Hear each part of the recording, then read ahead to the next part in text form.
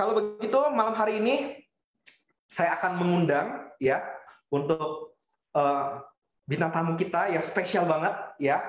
Kita akan berbicara mengenai temanya malam hari ini adalah tentang nilai diri ya. Kalau begitu langsung saja saya panggilkan, beliau adalah Changmen Furen Simechen. Selamat malam. Selamat malam. Selamat malam Changmen Furen. Aduh. Apa kabar? Baik. Baik ya. Changmen Furen, sebelum kita mulai boleh dong menyapa dulu teman-teman kita, tawi-tawi juga semua yang ada di seluruh Indonesia malam hari ini udah hadir nih untuk Oke. Selamat malam semuanya. Tacia, Sietahao. Sehat semua ya. Kali ini forum di Muda-Mudi ya. Muda-Mudi, wah, luar biasa. Jadi senang bertemu dengan para muda-mudi Tao, Thai Sangmen kita. Tetap semangat ya. Oke.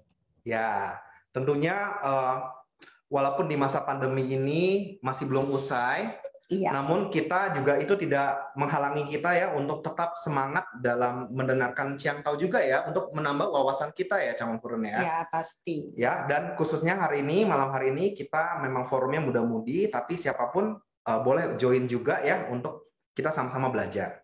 Seperti itu. Mungkin Changmen Furen, saya nih kalau biasanya ya, tawi-tawi kalau di Taupan tuh saya biasanya manggilnya Cimeme. Kalau gitu saya minta izin dulu ya malam hari ini biar nanti ngobrolnya lebih santai. Saya manggilnya Cimeme ya. Manggil Cici. Ya. Aduh. Biar Changmen Furen tambah muda ya. Selalu tetap muda ya gitu. Kayaknya udah nggak cocok lagi. Harusnya panggil AI ya. Iya. Atau saya panggil AI aja. Aduh. AI Meme. Gak apa-apa ya. Boleh aja sih. Gak apa-apa ya, mudah-mudahan ya. Saya izin dulu ya malam hari ini. Saya manggilnya Cimeme nih biar lebih biasanya lebih rileks. Lebih dekat ya kita ya. Saya pun juga kalau manggil dari, karena ini forumnya muda-mudi, masih generasinya itu dua. Waduh, ya seumuran saya semua 17. Iya, gitu ya, 20-an gitu ya. Seumuran saya Cimeme. Jadi seumuran saya kayaknya kalau kita panggilnya AI langsung, apalagi Bobo sebenarnya harusnya ya. Waduh. Bobo juga nggak mau. Ya jangan ya. Pokoknya itu Sukolong nanti saya ganti koko. Nggak boleh juga. Ya. Oke. Malam hari ini ya teman-teman, saya udah di studio bersama dengan Changmen Furen ya.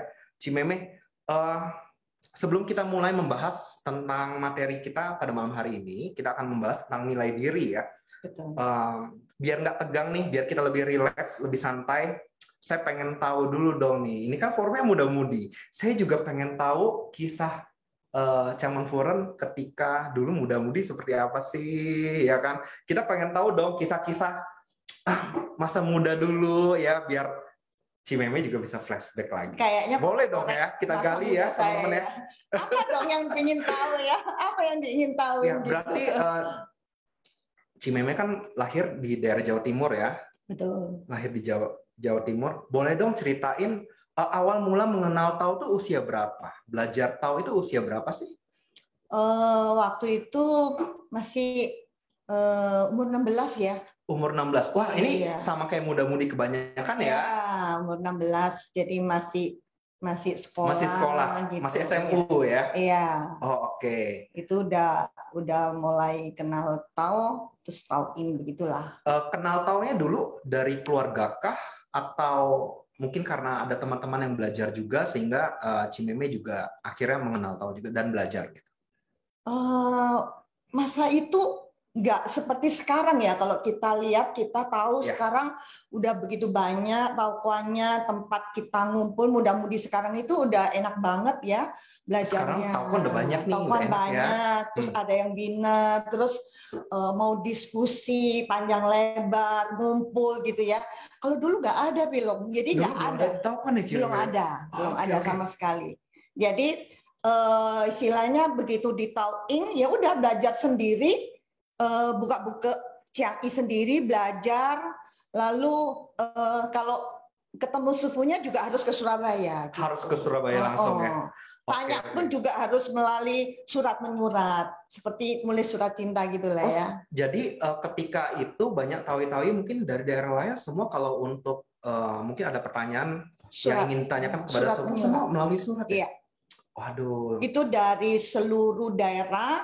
Ya. Bukan muda-mudi aja, semua tahu-nya begitu di Tauing karena saking jauhnya ya komunikasi nggak seperti sekarang ya, gampang sekali tinggal telepon ataupun bisa video call begitu ya, dulu nggak ada. Teknologinya belum ada zaman itu ya. Beda, zamannya aduh jadul banget deh. Berarti ketika di tahun-tahun itu kalau pengarahan Tauingnya berarti apakah ada atau dulu bagaimana? Nggak ada pengarahan. Jadi nggak ada pengarahan. Jadi mereka itu dari person to person lah, gitu ya. Dari orang ke orang. Orang ke orang, gitu. Udah tahu, oke, apa sih mau belajar gitu ya? Mereka harus ke Surabaya. Berarti kalau zaman dulu, ketika itu prosesnya adalah kita harus mencari tahu terlebih dahulu ya, nyari tahu sendiri nih. Iya. Harus usahanya, effortnya lebih banget loh. Banget. Ya, cari gurunya. Ke Surabaya, ke toko Yuli gitu, Jalan Semarang, udah di sana. Bahkan belum kenal sepupunya yang model apa gitu ya. Belum pernah lihat. Belum lihat gitu. Ketika sampai di Surabaya baru melihat secara langsung. Iya, secara langsung. Itu pun juga dengan sederhana. Udah baca dulu bukunya gitu. Udah siap, ya udah. Sepupu biasa aja cerita-cerita, kasih masukan, pemahaman dulu, ngobrol santai, baru oke, sudah yakin, siap, udah di Tauing gitu. Baru Tauing ya. Betul. Berarti kalau ketika itu sudah ada Chiang I ya? Sudah ada tapi ya? Stensilan, nggak kayak buku begini. Masih belum dengan cetakan seperti sekarang yang udah bagus banget itu masih tulisan tangan sepupu sendiri gitu ya.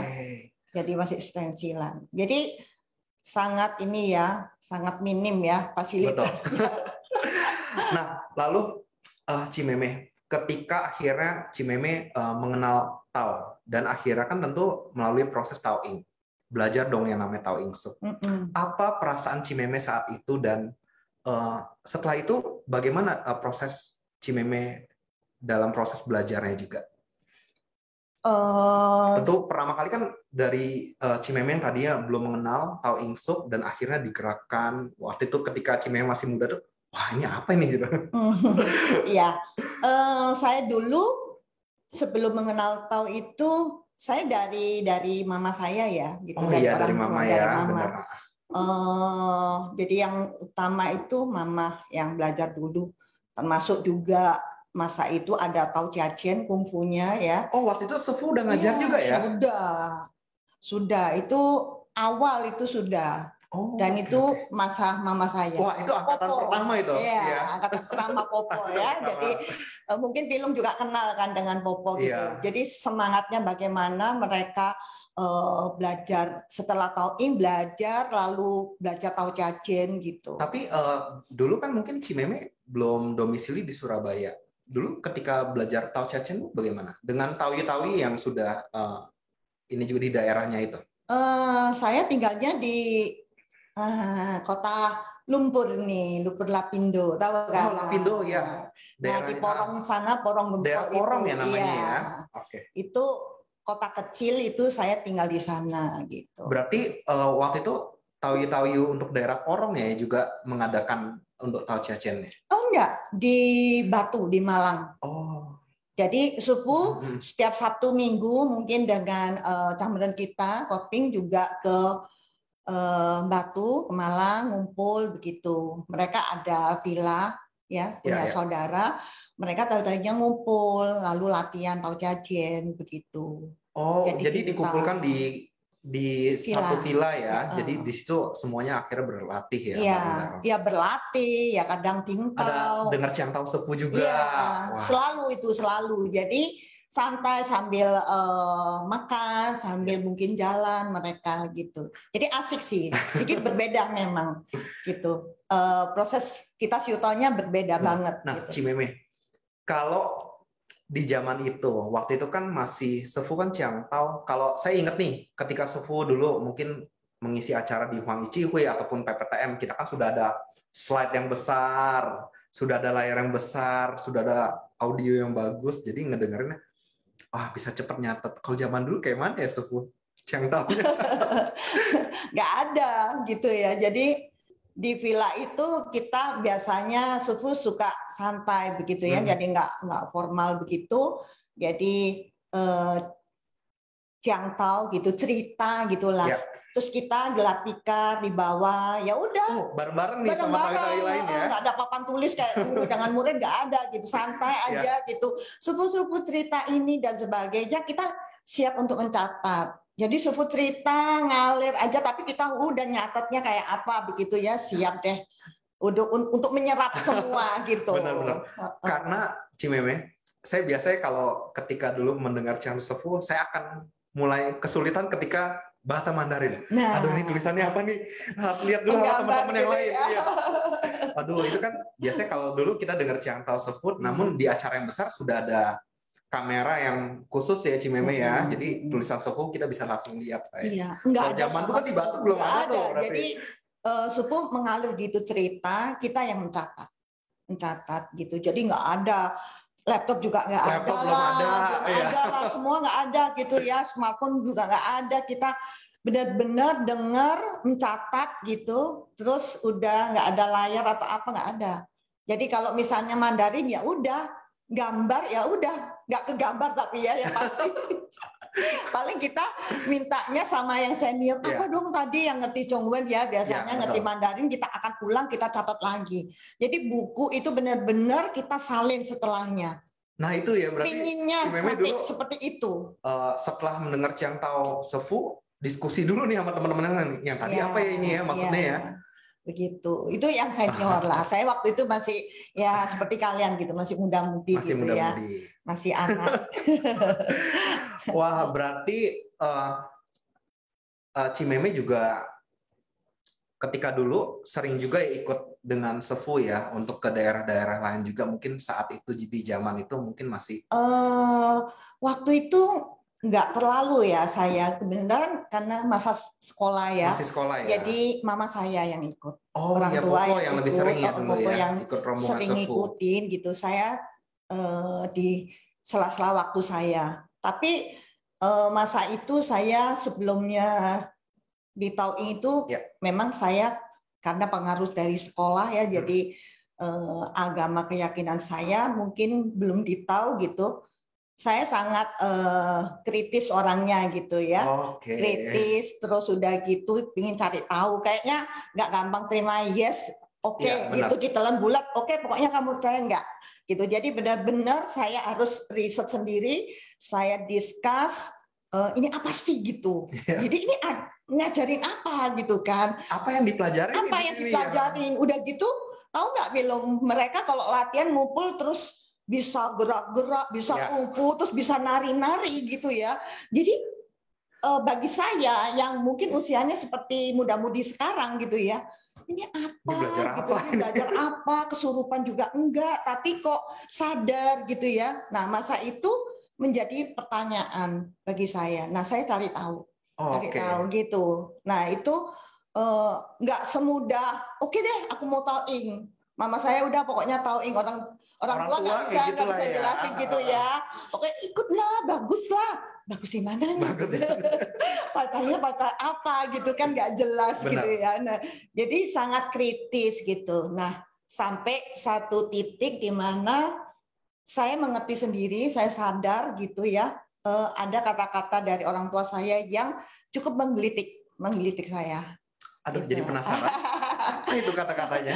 Menggelitik saya untuk saya, oke deh saya coba gitu. Tantangan bagi saya sebenarnya itu.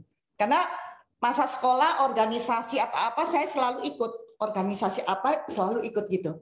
Jadi cukup aktif saya di satu agama yang lain ya. Di organisasi juga berarti di sekolah maupun di agama yang saya sebelumnya. Yang sebelumnya. Saya sangat aktif banget gitu ya. Jadi nggak bisa diam lah istilahnya gitu, Pilung. Jadi masih ini ya. Nah, jadi waktu itu kan orang tua nggak bisa menjelaskan, nggak bisa, pembina tidak ada. Jadi belum ada satu struktur yang terbentuk lah ya. Belum ada sistem yang baik seperti sekarang. Jadi suku masih cerita-cerita persen tadi. Dari Tauyu ke Tauyu ya. Jadi nah itulah yang membuat lambat ya, dibanding sekarang lebih cepat gitu. Yeah. Nah, jadi orang tua saya cuma hanya memberikan satu pandangan, bahwa kita ini huaren gitu maksudnya. Lalu kita menghormati leluhur, menghormati harus berbakti orang tua gitu. Nah kebenaran kan saya anak tunggal Pilong gitu, anak tunggal. Lalu papa sudah nggak ada, jadi single parent, mama. Nah mama hanya cuma mengatakan oke, kalau kamu satu keyakinan agama kan semua baik gitu. Saya masih bisa dengan protesnya, semua agama satu keyakinan yang saya yakini ini baik, benar gitu ya. Kenapa harus dipaksa gitu? Saya percaya anak-anak sekarang, apalagi yang milenial, mau ini kritis banget kan, nggak mungkin gitu kan. Kenapa harus kayak ini gitu loh, sembahyang ini? Menurut saya tidak gitu. Nah akhirnya hanya mengatakan bahwa ya kalau misalnya kamu di agama yang seperti ini, yang tata aturannya itu berbeda dengan kita huaren. Nah, yang tahu punya ini lebih cocok kayaknya ya, lebih kepada budaya, kita harus dengan leluhur, dengan orang tua, hormat. Nah, seperti itu. Lalu bagaimana kalau sampai kamu mama saya itu sampai mengatakan kalau sampai mama nggak ada, siapa yang harus pai-pai dan sebagainya. Itu yang membuat saya. Ternyata kita baru mulai udah dalam ya. Gitu. Tapi ya itu kata-katanya bagus sih. Itu sebenarnya nilai juga yang ditanamkan oleh Popo ya dulu ya. Ya dengan sederhananya itu, tapi saya ngeklik sendiri gitu. Oh iya kok kayaknya ngena nih. Benar-benar kok. Kayaknya saya nggak jadi anak yang tahu lah harus bagaimana seharusnya gitu. Nah itu menjadi gerbang awal tuh akhirnya saya Cimeme memutuskan untuk Tauing. Dan lalu yang tadinya Cimeme mungkin merasakan bahwa ini kok aneh, lihat orang lain bergerak dan akhirnya merasakan sendiri. Gimana tuh ceritanya? Ya setelah di Tauing saya langsung ini ya, begitu Tauing saya banyak tanya ke sepuh, banyak belajar, diskus dengan yang senior, dengan senior, apa sih gitu. Oke, saya riset sendiri, tanya terus, pokoknya nggak berhenti deh untuk surat menyurat. Karena berarti saat itu masih belum ada satu acara, mungkin bukan acara lah ya, atau satu grup muda-mudi juga gitu, nggak ada. Masih belum ada ya? Jadi mereka misalnya ada muda-mudi yang belajar pun ya udah masing-masing di rumah. Masing-masing ya. Mungkin lebih malah ke orang tua ya mungkin orang diskusi tua, ya. Betul, orang tua. Oke. Nah itu berarti kisah-kisah pertama kalinya nih ya teman-teman Chamanfuren itu mulai mengenal ya, mulai belajar. Nah tadi berarti berbicara mengenai Cimeme ketika dulu belajar Tao, tentu kalau kita tarik ke sekarang ini sangat berbeda dengan muda-mudi kita juga. Betul, iya. Ya, pada saat generasi mungkin ketika Cimeme dulu belajar Tao masih belum ada forumnya nih, masih belum ada Taokwon di daerah-daerah. Namun mungkin sekarang dengan generasi, kalau saya bilang generasi milenial, generasi Z malah sekarang ya. Iya. Wah, ini semua udah lebih terbuka lagi ya untuk informasi dan lain sebagainya. Oke, Cimeme, tadi kita udah sama-sama belajar, sama-sama mengenal nih perjalanan awal Cimeme mengenal Tao. Lalu kalau saya lihat Cimeme, kalau dari dulu sampai sekarang sebenarnya saya melihat bahwa Cimeme ini sangat concern sekali dengan kemajuan, dengan perkembangan dan kemajuan dari muda-mudi. Dari dulu sampai sekarang, karena saya dulu muda-mudi yang masih di Taokwon lama, ya, masih imut-imut, sekarang masih imut juga, ya. Ini self claim ya teman-teman, ya. Cime, nah saya melihat Cimeme ini sangat concern sekali dengan perkembangan muda-mudi dan sangat mensupport, mendorong muda-mudi itu untuk aktif dan dalam berkegiatan di Taokwon. Boleh dong saya tanya kenapa dan apakah ada satu harapan dari Cimeme terhadap muda-mudi kita ini? Iya, jadi kalau boleh tahu kan kita generasinya udah beda nih. Sudah 2-3 generasi ya. Benar. Kalau mungkin generasinya Pilung, seusia Pilung ini udah milenial ya. Gitu saya kan kalau dulu mungkin Cimeme ada generasi ada baby boomers, lalu ada generasi X-nya ya. Ada mungkin X-nya. sekitar di atas 1960-an sampai 1980. Nah 1980-an tuh itu udah generasi milenial katanya ya. Di atas 2000, nah ini udah generasi Z nih, anak-anak bukan milenial lagi nih Cimeme. Bukan, generasinya Z.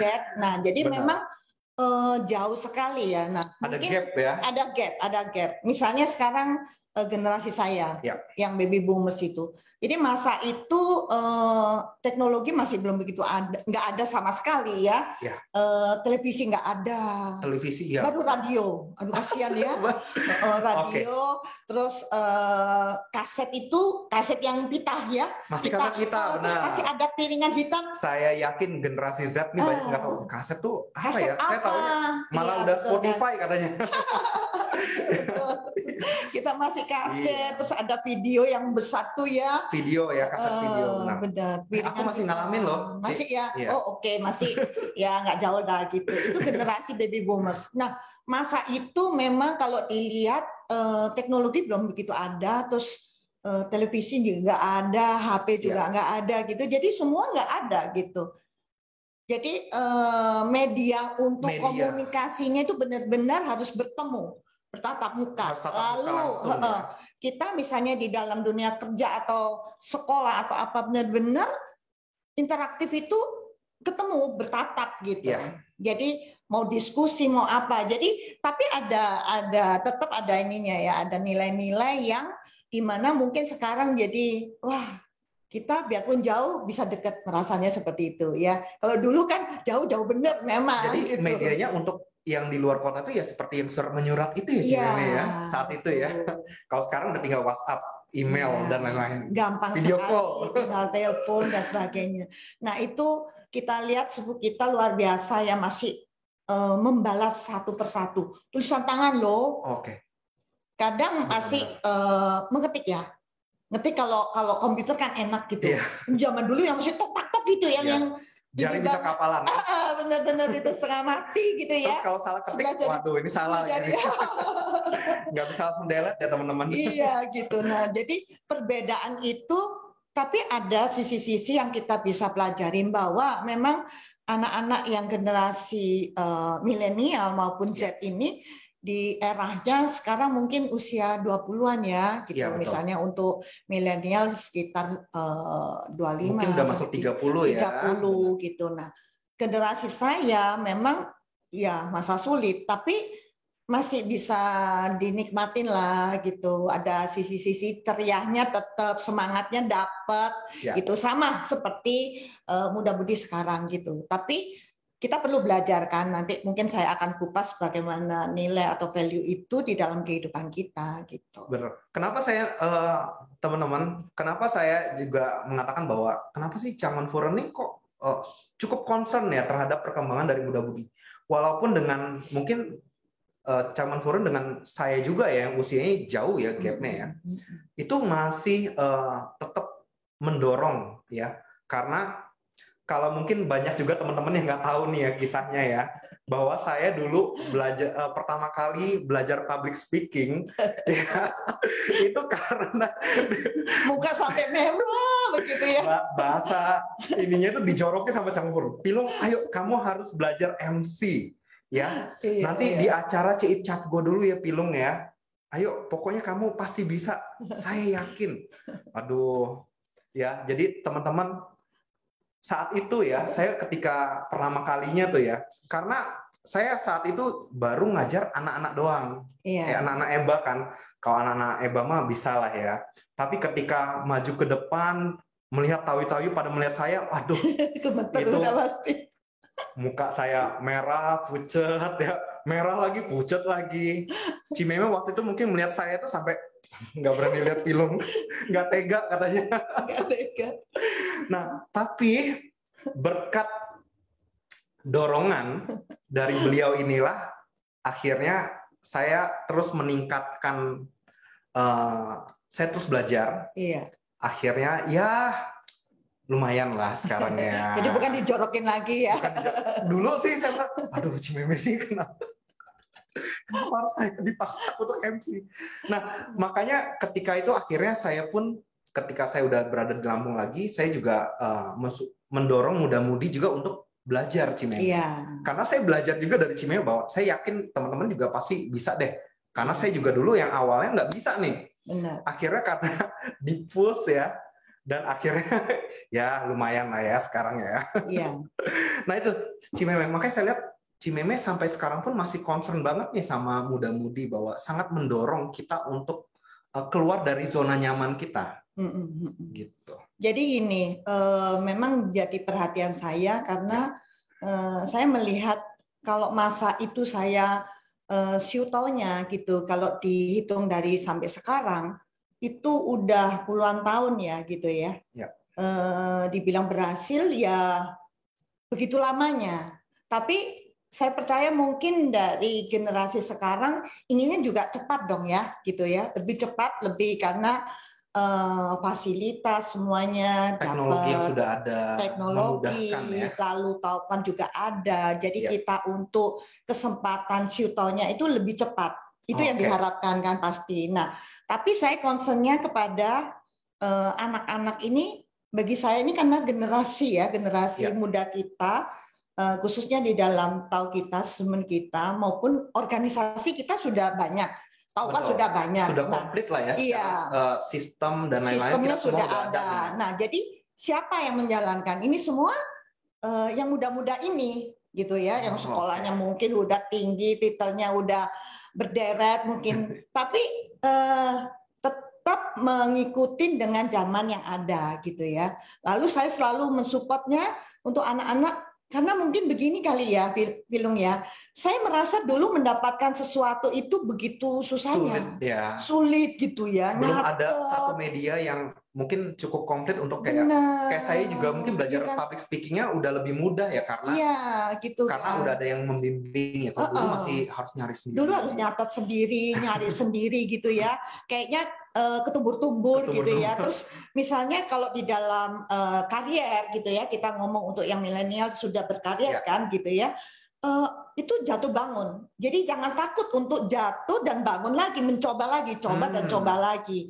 Lalu saya concern dengan yang muda-muda ini juga, bagi saya generasi ini kita harus pembibitan regenerasi ini dari anak-anak.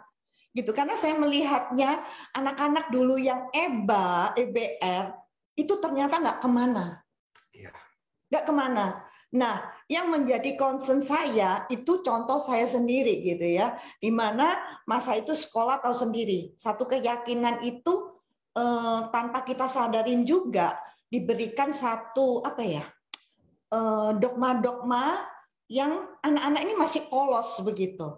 Karena sistem sekolah itu sendiri gitu ya, jadi diberikan. Nah, kalau misalnya dari satu keluarga di mana anak-anak ini orang tua tidak bisa menyampaikan ajaran kita gitu, nah anak-anak kita hilang gitu. Betul sih. Iya kan, hilang gitu. Contohnya saya aja masih ngototnya kayak gitu ya, gitu ya, ngotot banget gitu ya.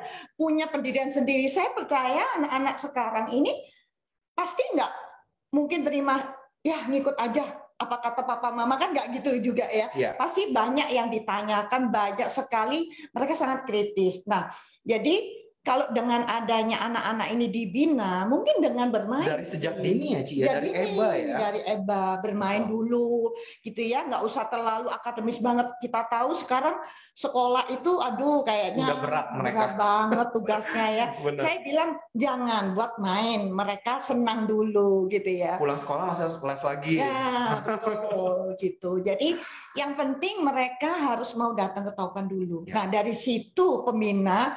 Nah, seperti kalian ini menjadi pembina untuk adik-adik kita, anak-anak kita yang kecil. Nah, itu dari EBR dan seterusnya. Mereka bisa mungkin dari bermain, mengenal tata cara sembahyang Tao ya. Oh, ini sembahyang Gio, ini dewa-dewi kita, seperti itu ya. Ini nabi kita. Iya. Jadi sudah dari kecil sudah mendapatkan satu sudah dipupuk ya, semuanya ya, sehingga ketika dia tumbuh dewasa dia sudah mengenal. Iya, lalu saya melihat perkembangan dari muda-mudi kita juga. Saya sangat bangga banget ya dulunya belajar sampai jenjangnya, kita kan ada jenjangnya ya, di mana itu WAMI. Nah, lihat aja sekarang generasi kita 16-17 itu sudah WAMI. Sudah WAMI loh. Gitu ya, kita dulu umur berapa baru WAMI gitu ya. Dari tahun ini puluhan tahun gitu baru kita itu menyandang WAMI 1 gitu ya. Ini. Dan sekarang muda-mudi kita itu udah ada yang masih SMA ya, 17 ya sudah WAMI. Wah, betul, itu gitu. Bahkan 16 loh. 16 ada. 16 ya. Gitu. Saya masih ingat. Nah, mungkin ada contohnya di sini Surabaya. Mungkin saya boleh sebut namanya Wang-Wang. Oh, Wang-Wang. Wah, juara kita kemarin. Ya, juara kita. Nah, itu kalau boleh cerita, dia anak yang sangat kritis, anak yang pandai, kritis sekali. Itu dari mamanya yang cerita bagaimana, kenapa berbeda gitu. Dia sudah tanyakan. Masih kecil itu dia sudah tanyakan, kenapa di sana tata cara berdoanya kita begini. Lalu mama bisa menjelaskan. Tentunya bisa menjelaskan, oke, kita sungkem. Lalu kenapa bergerak-gerak? Itu ditanyakan semua. Jadi sangat kritis, sangat ya wajar lah ya, gitu mereka. Itu memang jiwa anak muda ya. Betul. Mereka nah ini generasi Z ini, ya luar biasa kan, Pilot gitu. Mungkin ini juga perbedaan antar generasi di mana mungkin beberapa generasi di atasnya, di atas Z mungkin lebih menerima apa yang orang tua udah kamu harus begini, kamu ikutin. Nah, semakin ke sini, semakin ke generasi Z ini, anak-anak lebih ingin mempertanyakan segala sesuatunya. Iya, yang pasti mereka kritis mempertanyakan gitu. Iya, betul. Jadi harus bisa dia terima. Iya, benar. Sampai masuk ke logikanya ya. Gitu ya. Generasi Z ini kan nggak mudah menerima apa adanya. Ya oke, harus nurut gitu, enggak gitu. Jadi berbeda gitu. Dan mungkin Ci, kalau boleh tahu nih, kita juga ini kan mungkin ya saat ini muda-mudi kita nih ada di generasi milenial dan Z nih kebanyakan nih. Oke. Ya, di mana sifatnya itu tentu dari X dan Z aja, X, Y, Z itu udah beda nih. Beda. Kalau kita ingin menggali lebih dalam untuk muda-mudi kita nih yang saat ini udah lahir dengan segala kecanggihan teknologi yang ada.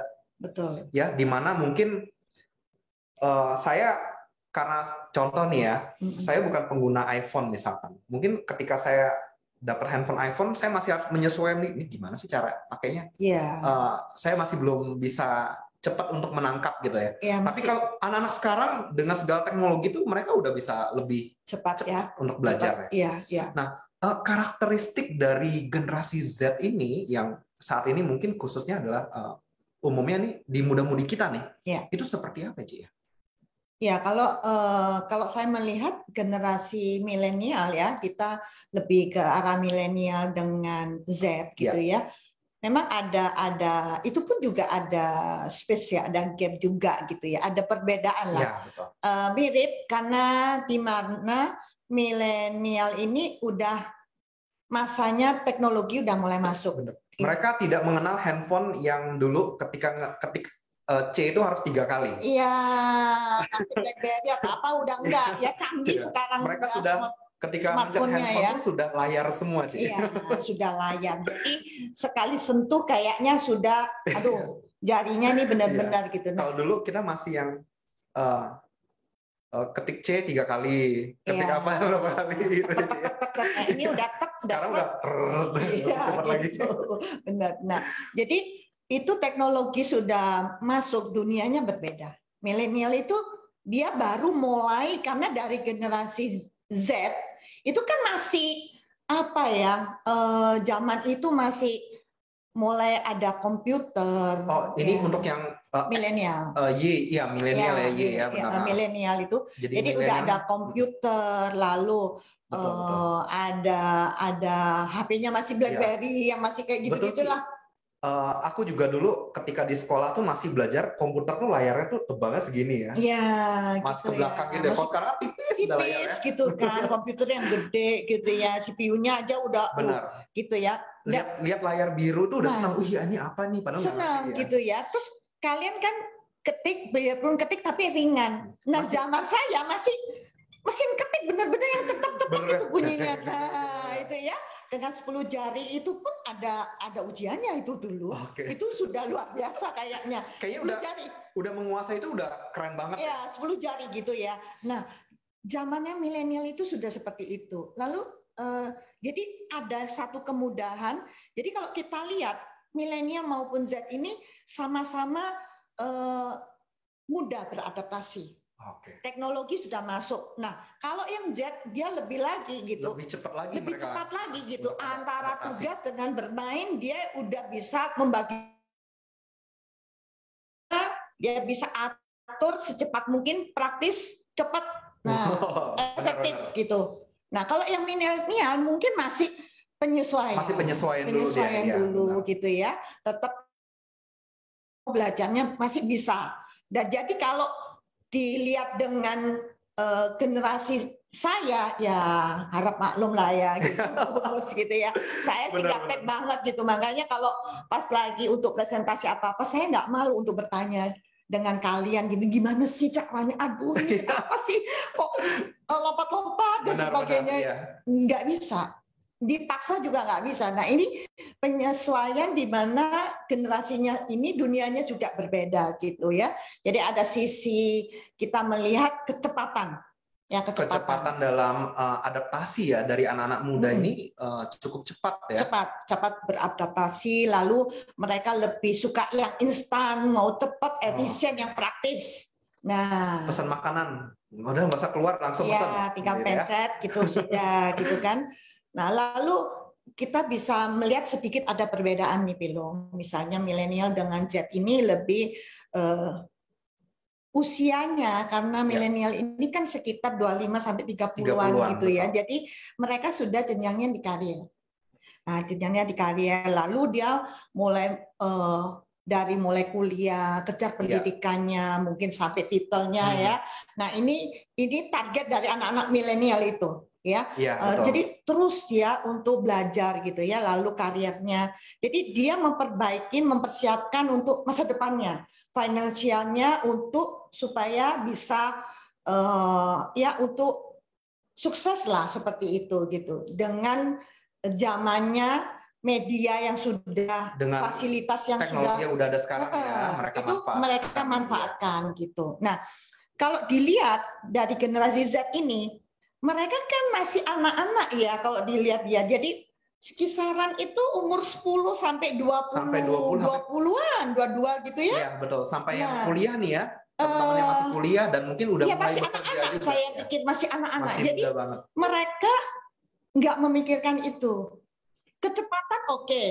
Instan, efektif, dia mau praktis oke gitu. Tapi dia lebih kepada praktisnya gimana?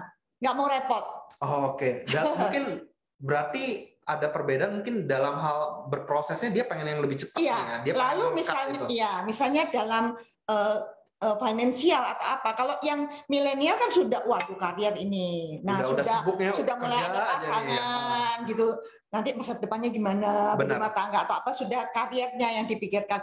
Anak-anak ini enggak, dia masih anak-anak sekarang mudah sekali gitu ya, mendapatkan uang kayaknya gampang. Benar kan? Main game dapat duit, tinggal pencet jarinya. Main game dapat duit ya anak-anak ya. Bikin konten, iya kan? Iya. Dengan imajinasinya, kreativitasnya sudah menghasilkan. Sehingga masa itu anak-anak nggak pikir ke sana sebenarnya, malah dia nabung. Nah, ini positifnya. Masih pikiran untuk nabung.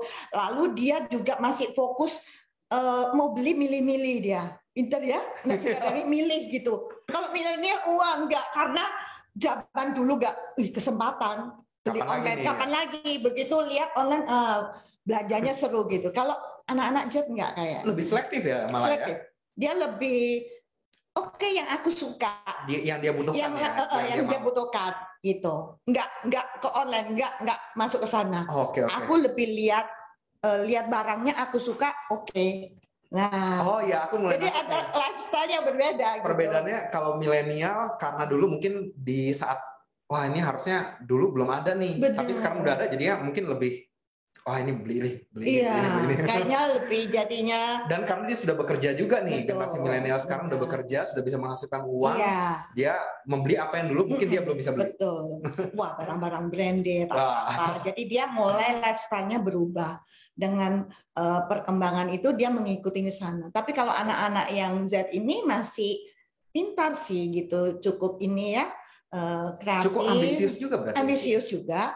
Tapi makanya ini kan perlu dibina. Ya. Nah ini tadi, itu tadi sisi positifnya ya. Lalu dia itu bisa ini bilang multitasking. Oke. Jadi bisa aja. Jadi misalnya lu kasih tugas, kalau kita kan tugas ya tugas gitu ya. Nanti gitu. Kalau anak-anak Z enggak, dia ini udah sudah. Ternyata loh main gitu, tapi tugas selesai gitu. Beda ya. Jadi dia bisa multitasking, dia bisa ngerjain sambil dia ngerjain tugasnya udah beres, dia langsung beralih dengan bermain. Nah, kan hebat, nggak tahu gitu. Karena memang cepat sekali. Karena mereka sudah tumbuh dengan teknologi, mereka udah biasa banget ya dalam kesehariannya. Iya. Namun, Ci, kalau saya lihat mungkin anak-anak sekarang juga dalam hal pemikiran tuh lebih kritis daripada generasi-generasi sebelumnya. Ya, lebih kritis, tapi sekali lagi kan kematangan dari usia juga ya. Ini juga ada sisi lemahnya juga gitu, yang menjadikan satu mungkin kekurangan juga ya gitu ya. Perlu proses, perlu waktu lah di sana gitu. Mereka oke, produktif, orangnya cepat gitu ya. Betul. Ambisius juga, wah semuanya kayaknya beres gitu, enteng semuanya bisa ini. Lalu mereka ini sangat mandiri. Mandiri ya, anak-anak sekarang tuh mandiri gitu. Jadi bahkan mungkin dia bisa cari uang sendiri gitu. Kalau dulu kan kita masih waduh uang saku, kalau nggak ini nggak boleh main gitu kan masih ya. Mereka nggak. Berarti Cimeme ini mungkin karena juga di zaman sekarang ini dengan era informasi yang sangat terbuka, di mana anak-anak generasi Z ini ketika dia ingin mengetahui segala sesuatu dia bisa langsung browsing. Betul, ya. Iya. Dia bisa langsung mencari tahu, mereka mempelajari langsung dan mereka bisa langsung tahu nih.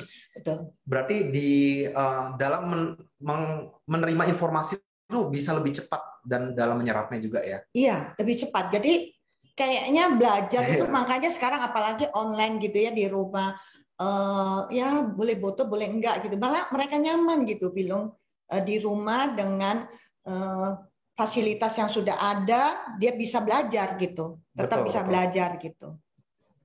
Nah, Cimeme, oke.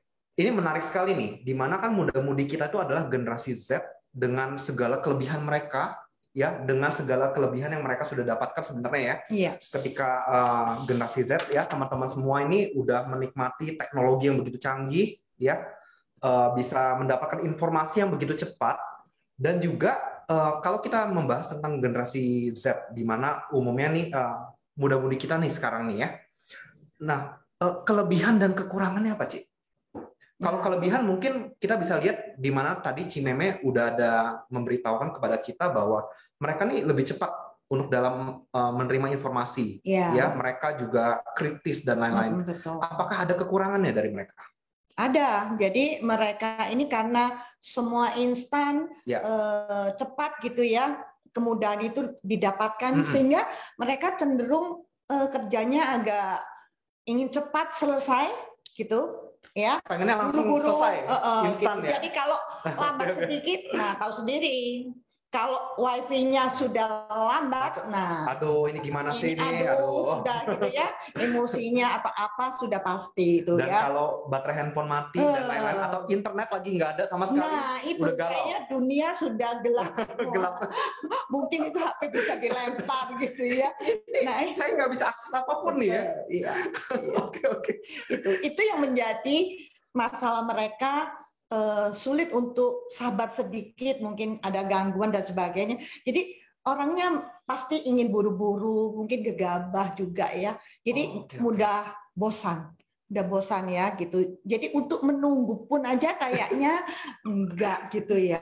Kalau yang lain generasi-generasi sebelumnya udah sabar, iya, aja gitu. bentar lagi mungkin lagi error atau apa. Iya, Aduh nih nggak bisa nih. Nggak bisa gitu. Misalnya mau beli apa gitu, kita mau tiket, mau beli apapun dengan mudahnya tinggal satu klik ya, pesan, oke, terima, diantar, sudah jalan gitu langsung istilahnya. Ya, kalau dulu kan kita masih mau nonton apa kayak konser, nonton bioskop pun ngantri. Iya. Ya kan, beli sekarang tiket. pesan langsung tinggal datang cetak ya. Jadi kalau mereka anak-anak Z ini ngantri, wah, tahulah gitu. Udah bisa. Saya nggak tahu gelisahnya bagaimana gitu, berbeda gitu ya. Dia ada value-nya gitu. Oke, itu beberapa itu salah satu kekurangannya ya, mungkin ya. Dari generasi Z mungkin wah ini lebih nggak sabaran nih. Betul. Dalam berproses juga mungkin kalau generasi yang di atasnya tuh lebih udah masih sabar dulu dalam menjalani segala sesuatu. Kalau anak muda lebih pengen cepet nih semuanya nih. Iya. Beres. Ada lagi untuk saya lebih concern yang milenial malah. Boleh juga milenial. Untuk muda-mudi kita yang saat ini lagi pada bekerja. 20, 30 gitu ya. Ini rupanya ada masa-masa krisisnya juga gitu. Jadi gini, anak-anak yang remaja ini mulai dari sekolah gitu ya. Sekolah lalu sudah karier gitu. Mereka karena sudah begitu cepat, mereka sudah berupaya sih. Tapi ada masa-masa stuck yang nggak bisa dihadapin. Cenderung gampang putus asa gitu. Gimana gitu. Jadi kayak ada rasa gimana ya, cemas gitu. Gimana sih ngadapin gitu. Jadi, nah di sini, jadi mereka kurang tahan di sana. Mudah sekali cemas, berlebihan khawatirnya, lalu overthinking. Bahasanya tuh Ci, biasanya kalau anak-anak overthinking. Enggak juga sih, lebih kepada ketahanan. Jadi nggak ulet orangnya. Jadi ketemu masalah gitu, gimana sih? Ya sudahlah pokoknya gini gitu. Jadi asal-asalan akhirnya gitu. Kurang kuat gitu, kurang survive, daya tahannya. Jadi gampang putus asa. Nah itu. Lagian mereka kalau yang masih remaja banget kan lagi cari jati diri. Iya betul. Nah mereka generasi Z ya masih cari jati diri. Kalau cari jati diri. Nah lalu tiba-tiba kalau dia tidak diterima dengan komunitasnya, teman-temannya, FOMO katanya, tahu ya FOMO ya. Fear of missing out. Fear of missing out gitu ya. Takut dikucilkan, nggak diterima gitu. Jadi bagaimana? Lalu dia mencoba dengan yaitu tadi mungkin dia beli barang branded yang lagi viral apa, hanya ingin menunjukkan dirinya sendiri gitu. Biar bisa flexing. Nah, flexing. Nah, itu tadi, tapi tidak baik ya gitu ya, jangan ditiru gitu ya flexing itu gitu.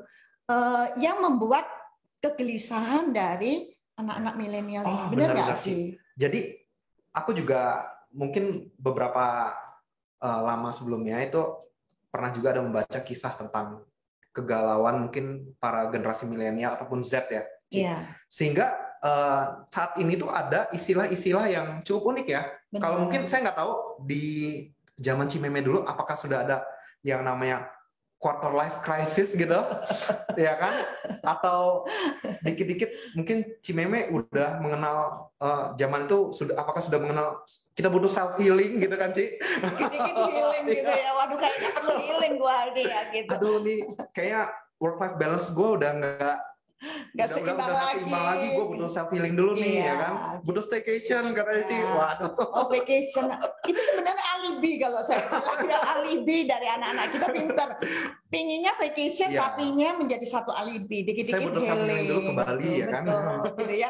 Healing. Tahu nggak sih sebenarnya healing itu apa? Sebenarnya itu menurut lu apa kira-kira healing itu apa gitu ya? Sebenarnya kalau untuk penggunaan yang tepatnya adalah memang ketika menghadapi satu masalah yang lebih berat lah ya. Betul. Tapi di zaman sekarang nih banyak orang yang diplesetkan ya sedikit-sedikit. Aduh, kayaknya gue lagi nggak baik-baik saja nih ya kan. Aduh, aku butuh self healing dan lain-lain. Terlalu mudah menggunakan istilah itu. Betul. Jadi gini, healing sendiri itu sebenarnya treatment. Ya. Kalau orang yang sakit itu, aduh, sorry itu ya sebenarnya. Diterapi loh.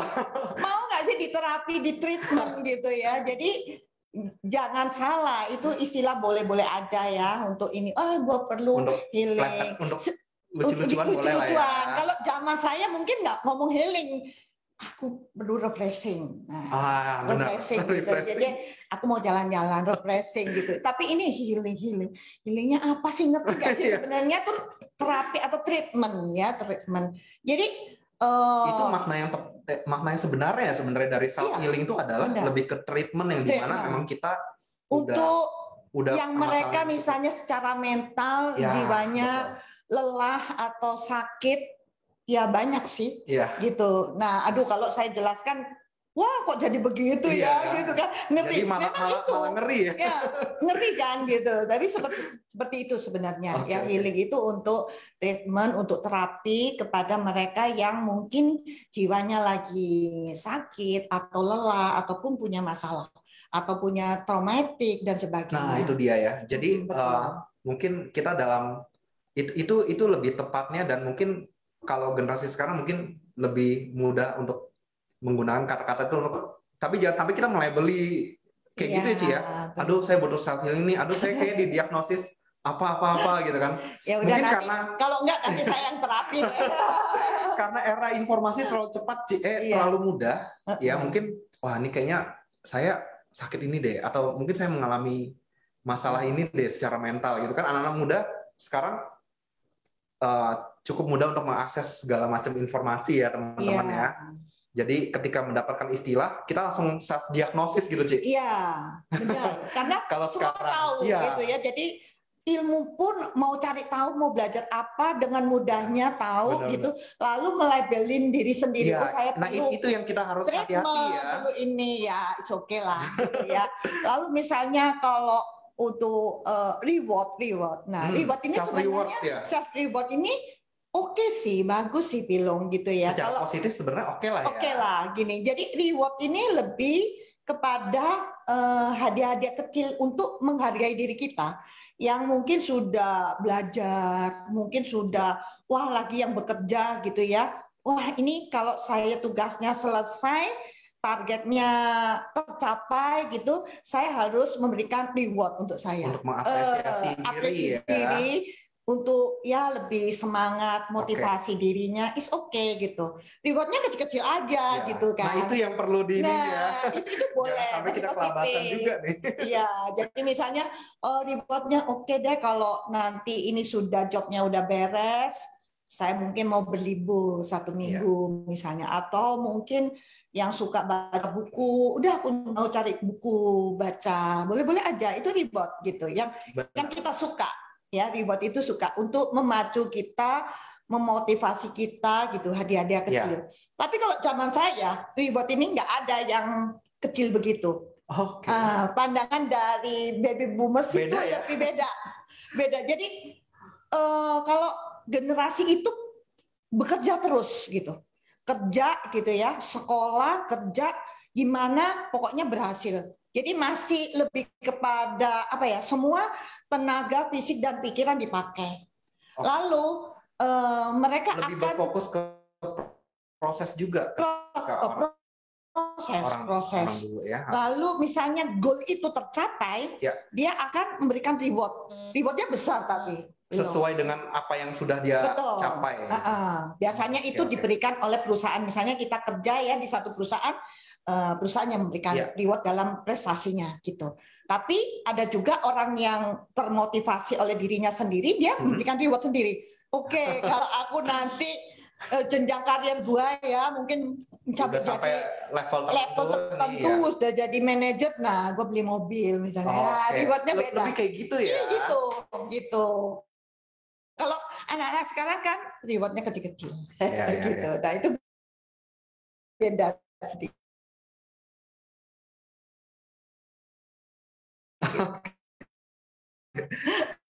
Oke, nah kita udah sama-sama membahas kita nih yang saat ini berada di generasi milenial, lalu juga generasi Z. Nilai-nilai apa yang perlu mereka gali? Atau mungkin sebenarnya nilai diri itu gimana sih Ci sebenarnya? untuk awalnya nih ya. Nilai Iya. diri ini seperti apa? Lalu adanya di mana? Iya. Gitu, Ci. Jadi yang dimaksud nilai atau value itu nilai ya, nilai. Ataupun kalau dari kata kerja itu menilai atau menghargai gitu. Ya. Jadi sesuatu yang kita pahamin mengenai sesuatu hal yang baik, bisa juga satu kebenaran atau ide-ide yang brilian, lalu kreativitas gitu ya. Ini menjadikan satu acuan pemahaman kita yang untuk ditunjukkan. Nah, itu keluar dari dalam pikiran kita, pemahaman kita, ataupun tindakan kita yang positif tentu saja. Nah, itu nilai. Berarti nilai itu mempengaruhi dalam cara kita berpikir juga dan dalam kita bertindak. Betul, tapi yang positif ya. Yang positif. Ya. Jadi misalnya value itu misalnya kamu punya ide-ide yang luar biasa atau apa, itu value kamu. Oke. Yang mungkin sebagian orang ataupun kebanyakan orang juga tidak terpikirkan. Nah, inilah nilai dari diri dia lebihnya ini. Jadi bisa digali, bisa dicari, dipahamin, bisa apa ya? Ditunjukkan gitu. Jadi bisa digali value itu sendiri dari dalam diri kita sendiri maupun dari lingkungan yang ada. Ini sudah ada value-value yang perlu kita ambil, kita pahamin dan kita jalankan gitu dalam kehidupan kita. Cimeme bilang bahwa nilai diri atau value ini bisa digali dari dalam diri. Betul. Boleh kasih contoh, Ci, ke teman-teman juga nilai-nilai yang bisa kita gali dari dalam diri ini apa aja sih? Ya, mungkin saya sedikit menceritakan tentang value itu sendiri ya. Misalnya contoh gini ya. Ya, contohnya nih. Untuk generasi yang sekarang ini ya gitu. Mereka lebih dari jati dirinya mencari, lalu value itu sendiri mereka mungkin sekilas ya nggak diperhatikan. Contoh misalnya value kita mengenai waktu gitu. Oke. Ya, nah, ini waktu. menarik nih ya. Nah, seringkali kan kita nggak sabaran atau apa, baru nunggu ngantri, udah ini wifi-nya udah ini, aduh lemot banget gitu kan, udah kesel gitu ya. Padahal kita bisa belajar dari sana. Value waktu itu begini, setiap orang itu memandang satu waktu itu adalah, makanya ada yang mengatakan time is money misalnya ya, gitu. Betul. Mereka yang orientednya bisnis atau apa gitu ya. Waktu itu adalah uang gitu. Tapi bisa juga time is life misalnya ya, satu hidup gitu. Jadi kita tidak boleh sembarangan gitu ya dalam hal waktu.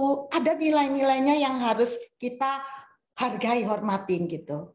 Oke. Jadi kita mau sabar lah, misalnya ini janji dengan orang atau apa. Nah ini Desi, nah ini makanya saya bilang mengenai waktu itu menarik ya teman-teman ya, karena saya lihat juga masih di zaman saya, apalagi itu dalam hal waktu, karena kita udah ditanamin untuk ayo kamu harus tepat waktu dan lain-lain, jangan sampai telat dan lain-lain.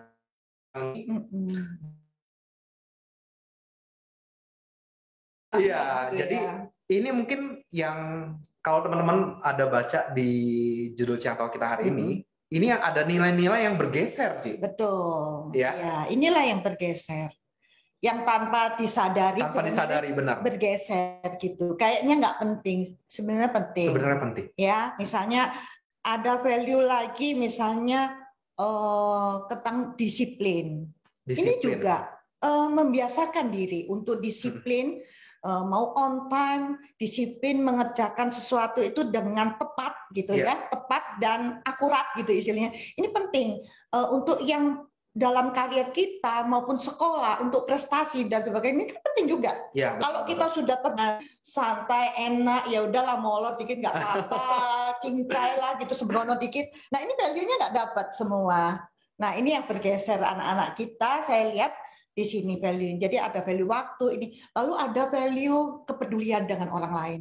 Ini juga kepedulian value. Ya, gitu. Jadi toleransi, peduli, lalu simpati berarti dengan mungkin orang, gitu. Kalau itu yang harus ditingkatkan ya, Ci ya. Iya, itu harus kita gali dari dalam diri kita untuk lebih memunculkan sifat-sifat karakter yang seperti itu ya.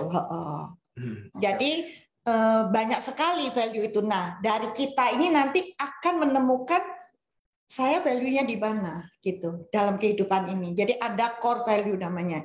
Value-value inti di dalam kehidupan kita. Mungkin dari kita berbeda value-nya. Ada dasarnya nggak Ci yang kita harus punya dulu nih sebagai satu modal awal nih ya buat kita, apalagi kan Ci, kita nih dalam proses U-Town nih ya. Betul. Tentu kita ingin merevisi, memperbaiki diri untuk jadi lebih baik lagi nih dari waktu ke waktu.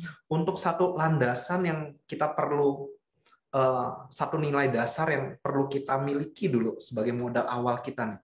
Ya, jadi kita harus galinya dari dalam dulu nih, betul. Ya, dari dalam dulu, yaitu yang penting kita harus punyai dulu yang disebut hati yang baik. Ini value juga, hati yang baik. Nah, hati yang baik ini kan dasar ya, yang harus dipelihara, di-maintain, dijaga, jangan sampai terpolusi seperti itulah. Ya, gitu. Nah, itu ya, jadi hati yang baik. Lalu kejujuran, jujur ini penting juga. Harus dibiasakan ya dari harus kecil dibiasakan, ya. Kita gitu. sudah membentuk satu kejujuran ya diri kita sendiri. Ini kita gali value di dalam diri kita, jujur. Lalu bisa mempertanggungjawabkan apapun yang kita lakukan, apapun yang tindakan, perkataan. Mempunyai sifat yang bertanggung jawab. Mungkin ya oke lah ya. Mungkin kita dalam namanya keseharian tentu kadang melakukan kesalahan. Betul. Kita juga harus belajar mempertanggungjawabkan apa yang kita mempertanggungjawabkan ya. Kalaupun misalnya salah ya udah minta maaf, nggak apa-apa, kita perbaiki. Nah, ini kita mempertanggungjawabkan. Jadi value itu harus digali, dibina, ditumbuhkan gitu ya. Jadi kita harus jujur, bisa dipercaya ya. Lalu juga ada toleransinya. Ini juga value yang peduli kita terhadap, gitu. Berarti ini keluar gitu. Ya ke anggota keluarga kita, ke teman-teman. Iya. Jadi bisa ke dalam, bisa juga ini. Kan kalau kita melihat anak-anak sekarang gini, ya sekolah lah mungkin orang tua yang ini gitu. Anak-anak sekarang nggak peduli lagi gitu ya, boleh iya boleh enggak gitu ya, karena semua sudah ada gitu. Kayaknya nggak penting gitu. Nah, karena mereka belum merasakan satu kepedulian itu tadi gitu loh. Bagaimana dengan anak-anak yang zamannya mau sekolah aja nggak bisa gitu, nggak ada biaya gitu, tapi pingin banget belajar, ya mungkin akhirnya di daerah-daerah terpencil ada yang dia harus jalan berkilo-kilo ya. Nah, gitu, bukan cuma jarak dari ini untuk sekolahnya, ataupun mereka nggak punya biaya, tapi semangat untuk belajarnya itu ada, tapi nggak memungkinkan. Value ini ya kondisinya ini yang berbeda gitu. Jadi mereka akan sangat menghargai sekali satu belajar. Akhirnya seperti apa? Ya belajar semua. Nah, misalnya seperti saya gitu ya, saya nggak segan untuk, nggak malu juga, saya akan bertanya anak-anak kita atau adik-adik kita gitu ya, untuk gimana sih gitu belajar gitu ya, nggak berhenti di sana. Jadi kita masih bisa eksis. Keingintahuan kita dan semangat belajar kita juga masih ada ya. Berlanjut gitu. Walaupun dalam hal proses perlu lebih lama. Iya, nggak apa-apa lah. Pelan tapi pasti gitu ya. Jadi nggak kaget lagi gitu ya. Nggak perlu malu. Toh kita nggak kekurangan apa. Tapi kita menambah.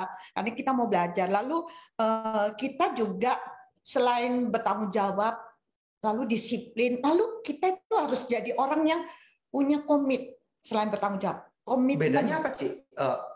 Kalau komitmen tentu ada tanggung jawab juga di dalamnya biasanya. Iya, lebih besar lagi ya. Kalau bertanggung jawab gitu, seringkali kan kita abaikan, mungkin ya udahlah gitu ya. Tapi kalau orang yang komit itu pasti dia bertanggung jawab gitu. Dalam hal besar dia apapun yang terjadi, kalau orang itu punya komitmen yang ini, itu biasanya value-nya orang akan respect dan akan percaya, menghargai kamu begitu. Kalau tanggung jawab mungkin hanya lebih ke sebatas lebih ke tugas yang dia sudah kerjakan, tapi kalau komitmen itu lebih ke gambaran besarnya. Gambaran besarnya pasti dia bertanggung jawab. Dia akan komit apapun yang terjadi gitu ya. Nah, ini untuk di dalam diri kita yang kita gali. Dibiasakan seperti itu, komit gitu ya kan? Ci, berarti kalau ini adalah nilai-nilai yang harus kita gali dari dalam diri. Betul. Apakah ada nilai-nilai yang bisa kita tumbuhkan juga dari luar nih? Apalagi kan ini muda-mudi kita adalah tentunya dalam proses spiritual ya Ci ya, dalam proses kita belajar siu tao. Nilai-nilai apa yang harus kita masukkan juga nih dari luar untuk diri kita nih? Nah, itu tadi menambahkan nilai diri kita. Iya, betul. Nilai di dalam diri yang kita gali. Sekarang kita yang sudah siu tao ini lebih cakupannya luas dan kita lebih melebar keluar gitu ya. Jadi yang pertama adalah value, yaitu kita harus mempunyai cita-cita yang tinggi gitu. Cita-cita yang tinggi. Iya, cita-cita tinggi. Pasti dong. Semua pasti punya satu keinginan lah ya. Keinginan, cita-cita tinggi kita gitu ya. Mewujudkan apa gitu ya. Ini lebih mungkin kepada lebih akademis ya. Mungkin wah saya mau belajar titel sampai ini untuk karirnya, untuk jadi sukses. Tapi kan nggak menjamin satu titel atau sekolah tinggi kan nggak menjamin juga gitu. Jadi masih banyak value-value yang lainnya, di mana kalau kita siu tao ini kita lebih kepada cita-cita yang tinggi dan yang mulia gitu. Cita-cita yang mulia, Ci. Cita-cita yang luhur gitu loh. Ada sesuatu kebermanfaatan bukan hanya untuk dirinya. Betul. Tapi untuk orang lain juga. Betul, gitu. Oke. Jadi nggak ego sendiri gitu jadi ya. Mungkin ada cita-cita yang hanya untuk dirinya, kan? Tapi ini lebih ke cita-cita yang mulia, yang luhur ya, Ci ya. Jadi kamu harus menemukan value kamu ini apa. Setelah misalnya nih, sekolah nih udah tinggi, udah karier kerja gampang, gaji udah ini, terus mau apa? Nah, betul. Nah, generasi yang muda yang sudah siu tao ini ingin kan berbuat sesuatu gitu. Ada harapan yang besar, impian besar yang mungkin luhur mulia. Yang ingin kita wujudkan apa gitu. Nah, silakan. Itulah yang harus diraih. Nah, itu harus mempunyai cita-cita yang luhur tadi. Oke. Gitu. Lalu yang kedua, kita juga value-nya tentang kesadaran. Kesadaran. Dalam hal bertindak, dalam hal di dalam kehidupan kita, dalam kehidupan, dalam lingkungan kita ya. Jadi maksudnya begini, kita kan siu tao ini. Nah, ajaran kita pun juga mengajarkan selalu U dan U gitu, satu kesadaran gitu. Nah, kesadaran ini luas ya, kalau kita mengerti value-value ini yang benar, ya jalankan, terapkan, bukan hanya sekedar bukan hanya sekedar slogan, tapi bisa diterapkan kepada hidup kita gitu. Lalu kepedulian, toleran ini masuk di dalam kesadaran kita. Karena memang cakupan U ini sangat luas ya, Ci. Iya, betul. Ya itu jadi cakupan yang luas berarti itu masuk juga sampai ke bagaimana cara kita merespons segala sesuatu ya, dalam hal bertindak, dalam hal mungkin kita dengan orang lain, hubungan dengan orang lain seperti apa. Iya, jadi kepedulian kita gitu. Kepedulian kita, kesadaran kita, nah ini sudah mencakupnya di dalam siu tao kita tentu saja ya gitu. Makanya kita boleh berbangga ya, siu tao tao jiao kita ini ajarannya bukan kepada satu dogma-dogma doktrin yang mengikat gitu. Rasanya saya percaya generasi muda-mudi kita pasti nggak cocok. Ya kan? Misalnya satu keyakinan gitu dengan doktrin harus begini kamu gini ya, pokoknya jangan banyak tanya ya begini gitu kan nggak kan? Nah, tapi di acara kita kamu boleh berdebat tuh boleh, menanyakan boleh, berdiskusi. Tapi yang benar yang mana? Nah, ada value kebenaran atau ini yang ada satu nilainya pemahaman yang kita mengertikan gitu loh. Nah, jadi kalau kita sudah ngerti, klik sendiri. Kalau saya bilang klik sendiri, itu otomatis jalan. Nah itu U-nya, Ci. Nah U-nya klik gitu ya, dapat gitu ya. Ya udah, nggak perlu lagi. Jadi nggak perlu sampai begini. Kalau anak muda saya harapkan sih sebenarnya ya, ayo dong ketahuan, ayo dong Lienkong gitu. Kalau kita ngerti Lienkong kita ini begitu luar biasa, baik untuk kesehatan dan tubuh kita, kenapa enggak? Benar. Belum lagi riset masih ada kegaibannya. Kenapa enggak? Dan kegaiban kita sangat bisa dilogikain loh. Iya. Buktinya kita berlatih, kita bisa Jiusen atau apa ini kan satu yang sangat logis. Dari yang sebelumnya, sebelum kan? kita tahu adalah kita belum bisa merasakan hal-hal seperti ini ya. Nah, itu sudah dibuktikan, buktikan sendiri. Sebelum masuk, buktikan sendiri gitu. Nah, namun, ini harus berproses. Ya. Nah, itu yang harus kita jalani ya, Ci ya. Proses itu perlu waktu. Makanya Syuto itu nggak bisa sehari 2 hari instan mau cepat. Nah, nggak bisa. Yang instan tuh hanya mie instan. Mie instan. Ya, itu. Kalau saya sebut merek, cepet ya. Udah harus ada sponsor di sini. Oke, Ci. Nah, tadi lanjut ya, pertama kita harus punya cita-cita yang luhur. Kita harus memiliki U juga ya. Lalu penting juga yaitu kita bermoral, beretika. Bermoral, beretika. Jadi gini, bermoral, beretika itu masih tetap dengan ajaran kita. Yao he jing he li he fa di dalam kehidupan kita. Siapapun itu, gitu. Yang muda-muda, yang senior, semua ini ajaran kita. Ajaran suku selalu mengajarkan ini. Jadi mengikuti aturan yang ada, aturan-aturan yang ada di masyarakat. Di dalam masyarakat, ya. Lalu caranya juga diikutin, nggak sembrono main semau gue gitu, nggak bisa. Nah ini ya kan? Berkaitan dengan etika juga ya. Karena biasanya mungkin kalau generasi sekarang, mungkin anak-anak tuh kan lebih kritis dan lebih aku tidak mau agak ya nggak mau ini semau gue lah ya, mungkin ya. Apalagi udah gitu, waduh kalau sudah pegang gadget kayaknya dunia ada di tangan saya gitu ya, semua saya bisa lakukan. Ayo, ini kita udah mau berangkat, bentar 5 menit lagi nih belum beres.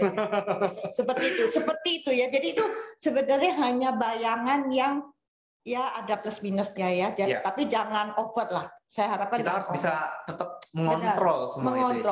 Jadi kita will kenyataan ini faktanya kita ada value-value yang harus dipelajari. Berarti moralitas ini berkaitan dengan diri kita, value-value yang ada, dan juga bagaimana kita dalam kehidupan bermasyarakat kita menerapkan ada satu etika-etika yang ada dalam masyarakat juga ya. Mentalnya harus belajar lagi supaya kuat, supaya nggak gampang gitu tadi.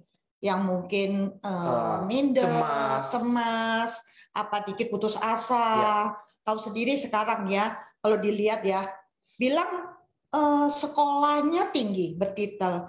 Tapi kenapa begitu banyak sekali generasi muda tiba-tiba terjun bebas? Oh iya, betul.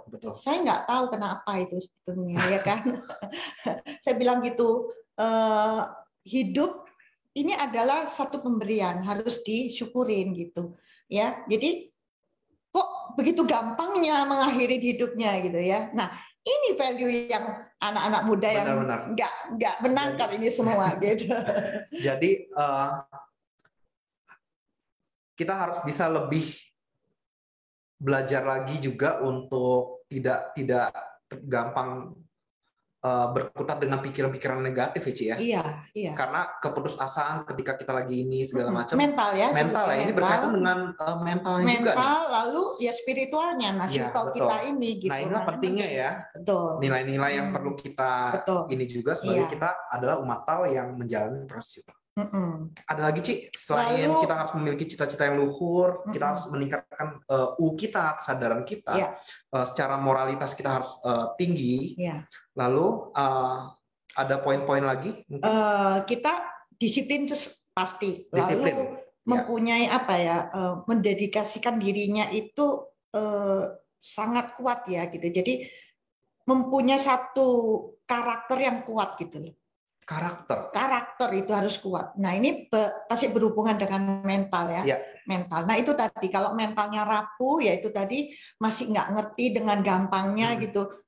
Ingat ya, pada satu kehidupan itu orang tua kita begitu sulitnya untuk menghadirkan semua kehidupan itu, kita harus hargain itu. Nah, itu value-value itu yang kita kayaknya nggak sampai ke sana gitu. Oke. Tadi saya sempat agak sulit untuk merangkai sebuah kata-kata untuk menggambarkan yang tadi kita bahas, Ci. Mungkin kalau anak-anak muda, kok kita lihat beberapa mungkin di media ada yang kemarin tuh ada yang masih SMU, saya baca berita ya bahwa dia mengakhiri hidupnya di sebuah mall, dia lompat dari ketinggian tertentu.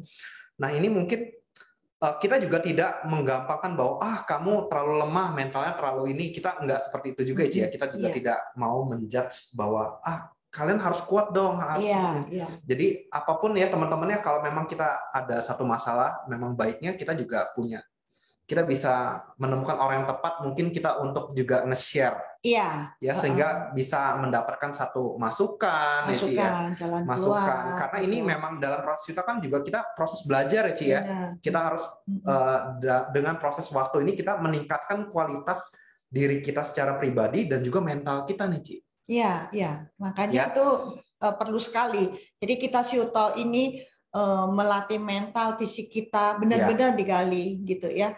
Jadi ketahanan ini penting. Jadi kalau kita lihat bukan hanya IQ-nya gitu ya, secara pendidikan tinggi. Kalau zaman gitu dulu ada satu penilaian di sekolah tuh, oh ini IQ saya berapa nih ya, semua anak itu yang dituntut kayaknya begitu ya. Tuntutan harus IQ-nya tinggi. Sekolahnya pintar pasti gitu ya. Kalau dengan perkembangan yang ada sekarang juga kita harus mengerti tentang EQ-nya, Ci ya, emosional. Jadi lebih kepada mentalnya gitu ya. Betul. Karena ini penting, mempengaruhi dari attitude-nya, sikapnya gitu. Bahkan di dunia kerja pun mereka nggak butuh terlalu akademis kamu tinggi, tapi sikapnya mungkin sombong, semau gue atau apa gitu ya, itu tidak akan menjadi satu ini. Jadi mereka lihat bagaimana orang-orang selain orang ini ya, selain pandai, smart, mereka juga secara mental kuat gitu, attitude-nya bagus gitu loh. Nah itu EQ-nya yang dilihat, karena ini peran nanti kamu menjadi leader, jadi pimpinan gitu. Misalnya attitude-nya nggak bagus, gimana anak buahnya gitu? Aduh, atasannya kayak gini gitu kan, gitulah. Gitu. Nah, satu lagi yang menjadi concern sekarang itu yaitu adversity, ya. Adversity itu daya juang ya? Iya, jadi ketahanan, lebih ketahanan. Bagaimana ini rapuh sekali kalau saya melihat. Nah, ini makanya itu timbul healing. Tapi ini penting juga ya. Jadi berarti memang kita juga harus bisa belajar untuk mengendalikan diri kita ya. Betul. Ketika kita lagi ada masalah dan lain ya. Untuk generasi-generasi sekarang nih, khususnya kaum milenial dan juga generasi Z. Ya. Jadi perlu ya. Jadi satu ketahanan keuletan ini. Betul. Itulah yang bisa survive. Karena kita tahu bahwa dunia teknologinya udah maju banget, daya saingnya juga ya kan ini semua nomor satu gitu. Jadi kamu dengan saya bersaingnya benar kan gitu ya, antara teman, rekan di dalam bisnis kerjasama ini sangat bersaing, begitu beratnya, sehingga kalau ketahanan keuletan kita minim, kita akan tertinggal, kita akan ya ketinggalan lah pasti gitu. Berarti dengan teman-teman nanti menggali nilai-nilai yang ada dalam dirinya dan juga dalam proses utama kita mengaplikasikan lagi ya nilai-nilai seperti cita-cita yang luhur dan lain-lain, itu juga menambah nilai tambah lagi nih value dalam diri teman-teman. Muda-mudi kita nih lebih berkualitas lagi, Ci. Ya. Tapi Ci, bagaimana dengan budaya? Ya, budaya ini juga kita harus ambil juga value-nya karena Ci, kalau aku lihat ini sekarang kan kebudayaan mungkin anak-anak muda kita mungkin lebih ke arah-arah semua yang modern adalah ke west, ke barat ya kan, Ci ya. Benar. Lalu kita sebagai Huaren, Ci, karena ini menurut saya wah ini anak-anak mungkin banyak yang belum lebih dekat ke budaya yang luar dibandingkan ke kebudayaan kita sebagai Tionghoa gitu, Ci. Ya, Huaren ya. Ya, memang ini juga menjadi concern saya juga gitu ya. Kita harus ambil value-nya bahwa kita ini sebagai Huaren. Lalu budaya timur itu tidak terlepas ya. Betul. Lalu etika berbudaya harus bagaimana terhadap leluhur kita, nenek moyang kita. Lalu misalnya sejarah, kita itu harus belajar kepada basicnya sejarah gitu. Karena kita tahu bahwa misalnya sejarah itu misalnya suatu negara atau apa, itu ada pimpinan-pimpinan atau pahlawan yang berjuang saat itu. Apapun yang diperjuangkan, ini kan harus kita hargai. Ada value, nilai-nilai yang kita harus tidak boleh melupakan gitu. Biarpun sekarang kita nikmati hasilnya. Tapi kita harus menghargai apa yang mereka sudah perjuangkan saat itu. Sebenarnya banyak nilai-nilai yang sangat bagus ya Ci ya, yang bisa kita dapatkan dari para leluhur kita ya, pada zaman dulu, yang sebenarnya kita ini udah enak banget nih. Hidup di zaman modern yang kita tidak lagi menjalani kesulitan. Betul. Tentu di zaman Cimeme aja udah beda, apalagi leluhur kita. Betul, sudah ribuan tahun atau apa, jadi kita harus hargain ya, mereka sudah tidak ada, tetapi kan peninggalannya ya, jadi budaya sejarah itu kita harus ambil. Lalu juga kita filsafat itu juga ada. Betul. Banyak sekali kalau orang dulu itu mengatakan terpelajar ya, ataupun orang-orang bijak, orang-orang suci, gentleman. Jadi itu memberikan satu kata-kata yang baik atau quotes-quotes yang kita cuma terima, itu real mereka jalankan loh, Pilo. Dan itu kita kan mungkin wah quotes-nya bagus ya, udah tinggal masukin gitu. Bener. Mereka tuh jalankan. Beda kan gitu. Dalam pengaplikasiannya langsung ya. Dan juga ternyata yang menariknya adalah walaupun itu sudah ratusan hingga ribuan tahun lamanya, itu juga masih relevan loh sampai zaman sekarang. Nah, itu yang keren. Iya, ya? Makanya menarik sekali. Saya juga, karena mungkin teman-teman juga tahu, kemarin kita ada kontes di mana kita sama-sama perlombaan Ciangtao. Ya, dari situ kan mungkin banyak juga teman-teman yang mulai belajar lagi nih, baca-baca buku ya. Dan semakin dibaca, dan ternyata memang sejarah-sejarah itu menarik sekali ya.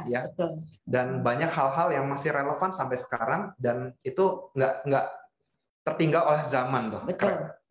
Termasuk ajaran kita dari Ojo kita ya. Apalagi kita semua nih relevan banget gitu. Apalagi kita semua yang belajar tahu nih, semua sama-sama ya. Iya. Jadi kalau mungkin nah itu aja poinnya, tetapi kita boleh bisa memilah ya, maksudnya gitu.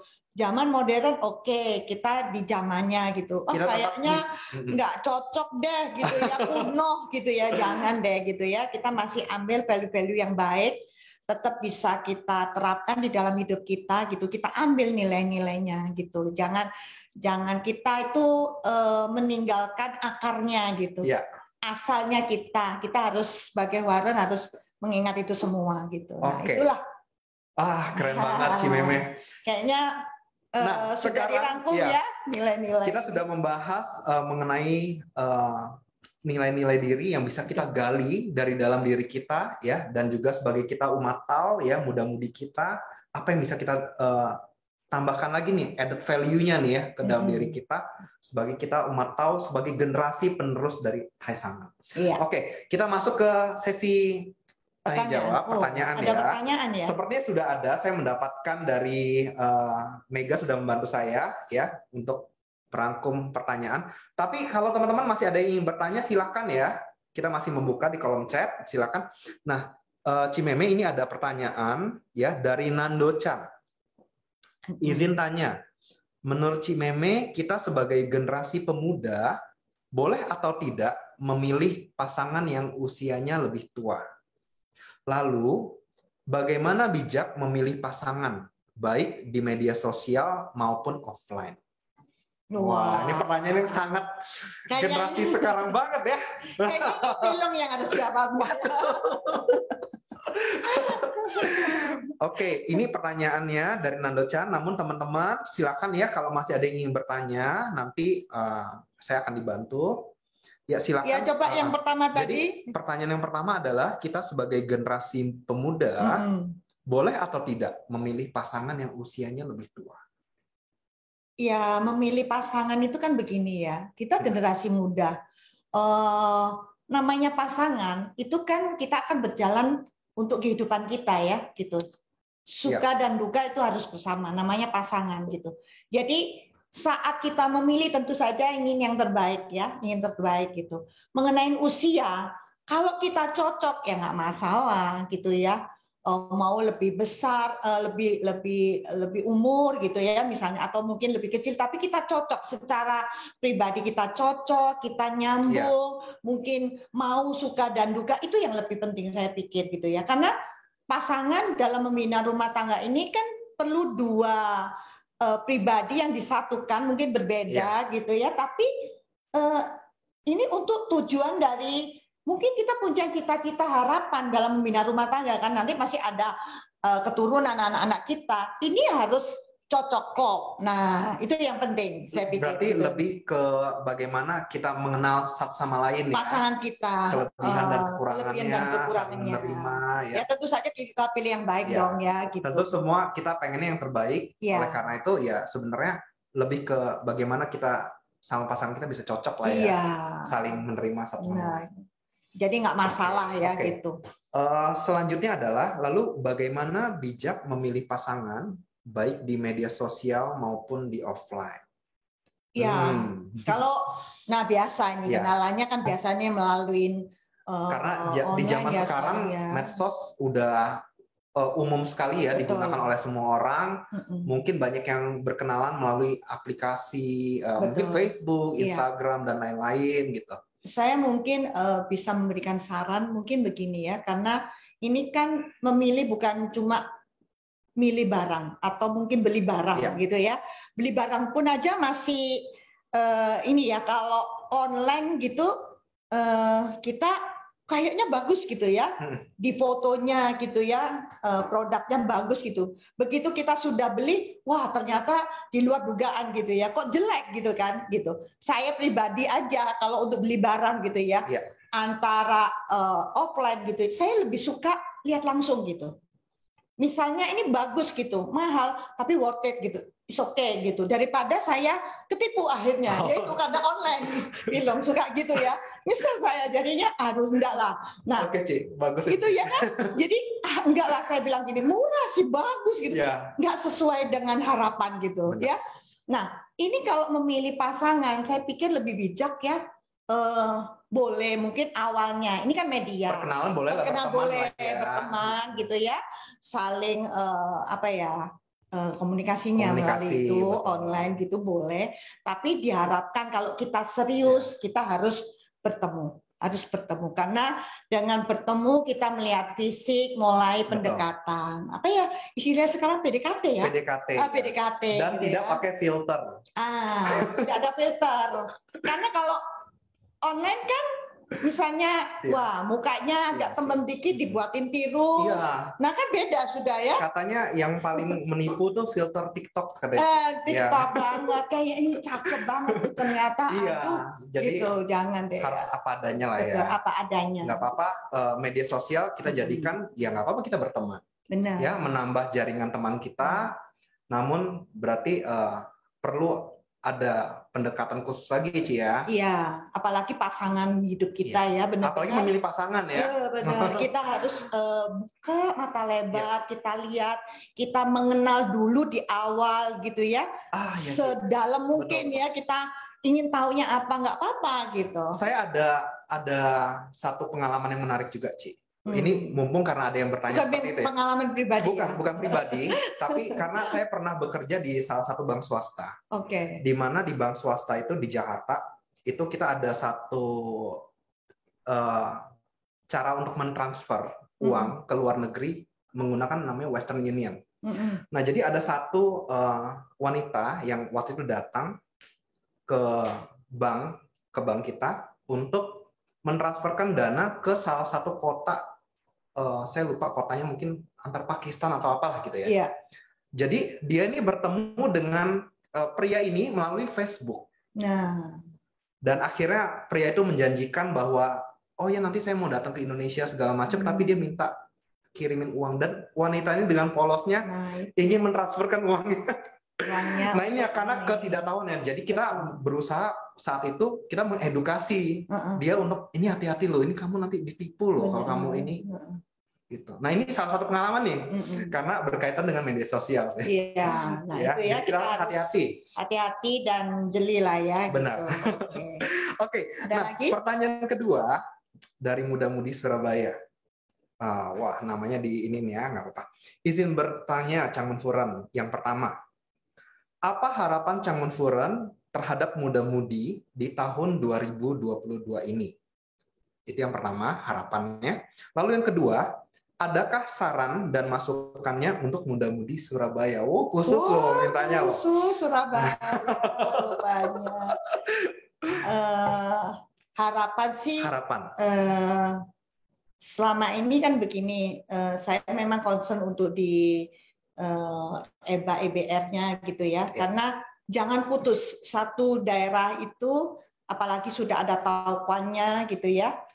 Semua itu kita harus estafet ya gitu. Jadi tidak boleh sampai kosong EBA EBR ini. Kita membina lagi karena ini generasi penerus kita gitu. Nah, dibinanya dengan apa? Kita sudah sistemnya sudah banyak, kita sudah berikan, ada buku, ada satu program-program ya.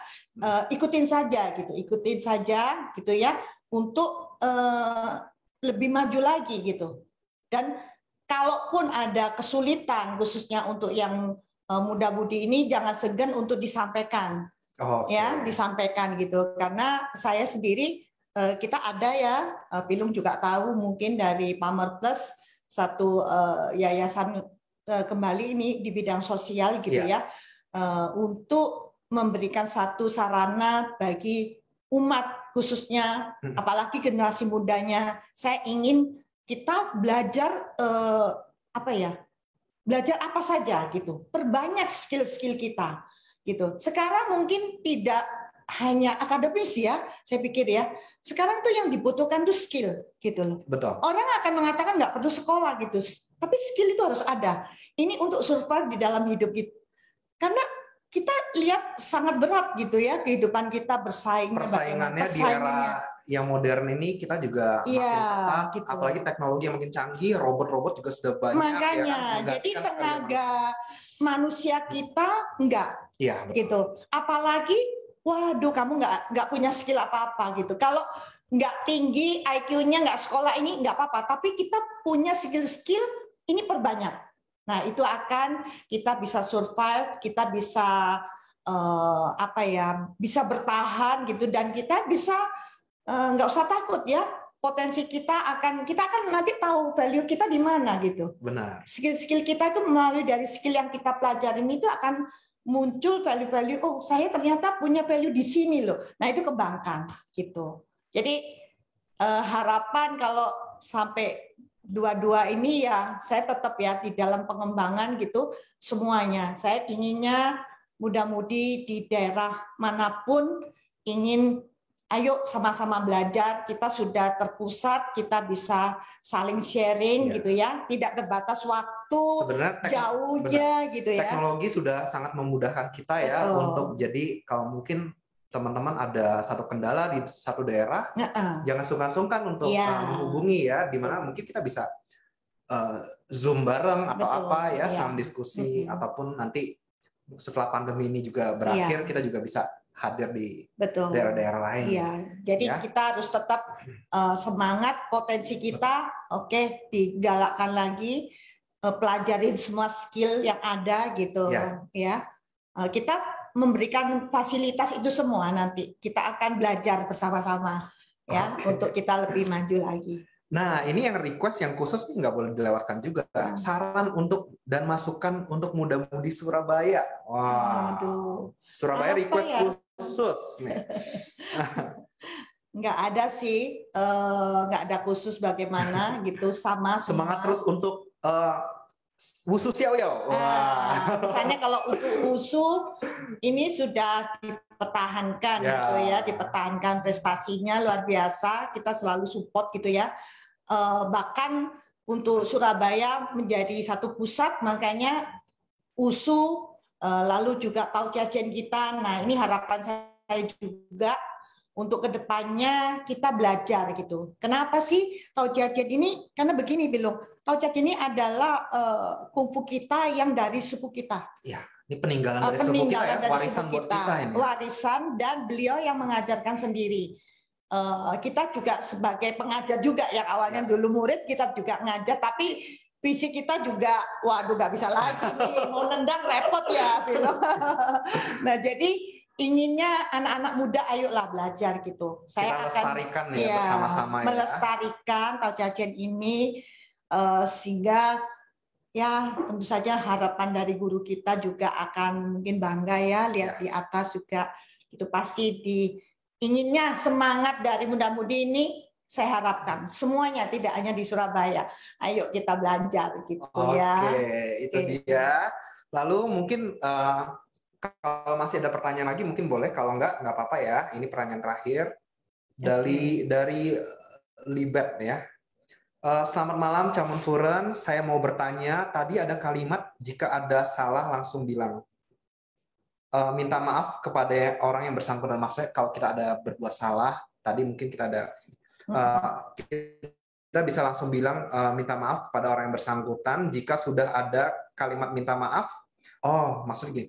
Kalau nih, jika sudah ada kalimat minta maaf, tetapi orang yang bersangkutan secara mulut iya, tetapi dalam hati masih belum terima. Bagaimana nih cara kita menghadapinya, Cimeme? Gitu, nah, iya. Jadi gini, kita itu harus mempunyai satu karakter pribadi kita itu yang saya bilang itu kuat gitu. Maksudnya dalam hal-hal yang prinsip itu tadi saya mengatakan harus disiplin, harus bertanggung jawab, harus komitmen orangnya ya, orangnya jujur, baik dan sebagainya. Ini adalah dasar-dasar value yang kita tingkatkan. Lalu kalau misalnya kita punya salah, kita merasa, ini kan kesadaran kita. Ada kan dari orang lain yang mungkin mereka kesadarannya tidak ada. Jadi dia merasa saya benar terus gitu, nggak salah gitu kan. Nah, sebagai kita insyuto ini kan selalu kesadaran yang diutamakan. Nah, kalau kita sudah sadar kita salah, kan nggak ada salahnya kita minta maaf. Lalu bagaimana kalau dari pihak sana yang nggak menerima maaf kita atau apa, ya udah biarin aja. Kita nggak kurang apa-apa kan, tidak kurang sesuatu apapun. Tapi kita sudah mau satu langkah untuk minta maaf. Itu kan luar biasa ya. Saya katakan itu hebat gitu. Itu value juga gitu. Berani mengakuin gitu. Ada orang kan tidak ya, merasa benar terus gitu. Ya udah, kalau nggak diterima ya nggak apa-apa gitu ya.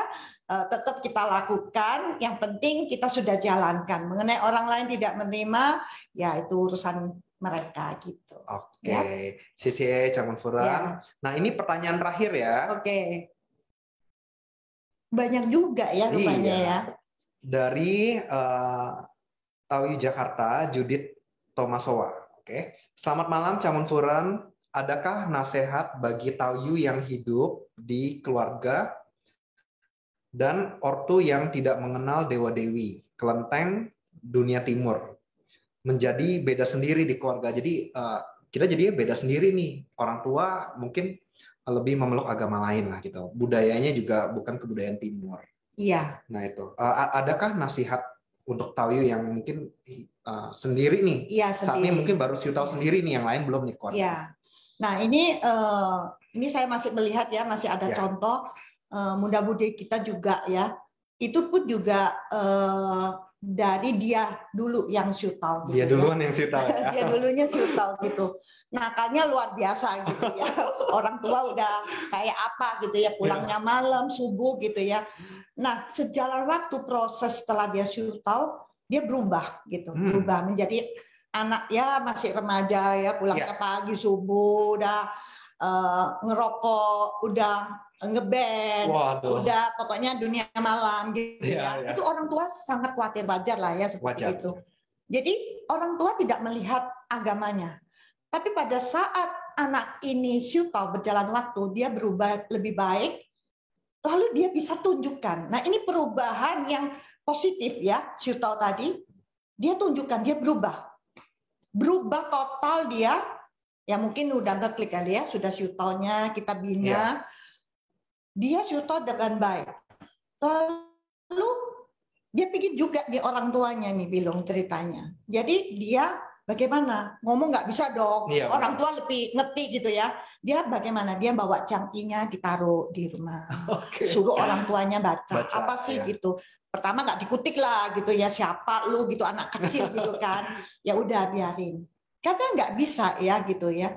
Nah, tapi kalau saya lihat misalnya kita sudah cukup bisa untuk berbicara dengan orang tua, nggak apa-apa sampaikan gitu ya. Sampaikan bahwa ajarannya seperti ini. Kalaupun kita tidak bisa, biasanya orang tua akan melihat perubahan kita menjadi baik itu aja, dia akan melihat sendiri, kamu belajar apa ya? Kok bisa ya jadi berubah gini kok berubah begini, itu otomatis. Akhirnya orang tua cari tahu dan nah saat itu baru kita masuk. Momennya ini pas loh, momennya pas, ayo dong. Nah, baru kita masuk gitu. Jadi disarankan lihat momennya, karena ini orang tua ya berhubungan, kan nggak bisa kan nyuruh orang tua gitu. Ada timingnya ya? Iya, timingnya gitu. Nah, itu biasanya orang tua akan lebih open deh jadinya. Open gitu, iya. Ataupun bisa juga kita mungkin punya saudara yang sudah siutau, boleh juga untuk diajak. Mungkin apa atau asuhnya untuk ngobrol. Ya benar. Ini loh ajaran baik atau apa. Kalau dari kita mungkin agak sulit menerimanya, bisa dari orang lain ya, yang lebih senior juga. Senior atau mungkin teman dari orang tua gitu ya. Kebenaran kenal, ayo dong. Tolong dong atau apa seperti itulah. Tapi bisa juga, kita tidak bisa paksa juga ya. Kita sulit memang ada kendala untuk menyampaikan karena satu keyakinan memang tidak bisa dipaksakan. Sekali lagi juga juga ya satu kejodohan. Satu kejodohan juga ya. Ya, jadi nggak usah khawatir, kita aja juga harus bagaimana bersikap ya. Jalankan saja gitu. Kita punya kehidupan sendiri. Mungkin nanti siapa tahu ada timing yang pas ya, di mana nanti kita bisa pasti. Mungkin kita juga bisa mohon sama Sen kasih jalan gitu ya. Saya untuk bisa orang tua saya bisa ikut juga siutau gitu ya. Benar. Gitu. Cukup ya kayaknya ya. Oke, ya. Sepertinya pertanyaan juga udah nggak ada dan memang waktunya kita sudah lewat nih 2:20. Oke, mungkin saya sedikit kesimpulannya. Jadi yang penting sekarang kita ini muda-mudinya generasi apapun gitu ya, kita harus mengenali diri sendiri yang penting gitu ya. Lalu jadikan diri kita ini mengerti satu pemahaman yang benar, belajar dari nilai-nilai value tadi di dalam kehidupan ini yang ada. Lalu kita juga gali potensinya, menjadikan diri pribadi yang kuat gitu ya, pribadi yang unggul gitu ya, sehingga kita bisa membangun hidup kita ini lebih bermakna, berintegritas gitu ya. Jadi kita unggul di sana. Betul. Gitu ya, dengan value kita tingkatkan gitu. Ya, semoga itu harapannya untuk muda-mudi kita ya. Tetap semangat. Ya. Gitu ya. Sepertinya itu ada apa ya chat terakhir? Apakah ada pertanyaan lagi? Udah enggak ya? Oke, teman-teman, nggak kerasa ya? Iya. Kita ngobrol udah hampir 2 jam. 2 jam. Ya, kalau begitu acara pada malam hari ini kita akhiri sampai di sini. Iya. Terima kasih banyak Chairman Furen sudah meluangkan waktunya nih ya untuk kita semua. Kita bisa berdiskusi bersama-sama dan semoga ini yang kita sampaikan pada malam hari ini dapat memberikan manfaat ya untuk muda-mudi pada khususnya dan semua tawi-tawi yang mendengarkan acara pada malam hari ini. Ya, akhir kata saya Pilung mengucapkan terima kasih atas waktu yang telah teman-teman berikan. Kita bisa berkumpul bersama di Ciangtau Muda-Mudi pada malam hari ini ya. Kita akan bertemu di lain waktu. Mohon maaf ya apabila ada salah-salah kata ya. Sampai jumpa di acara kita selanjutnya ya.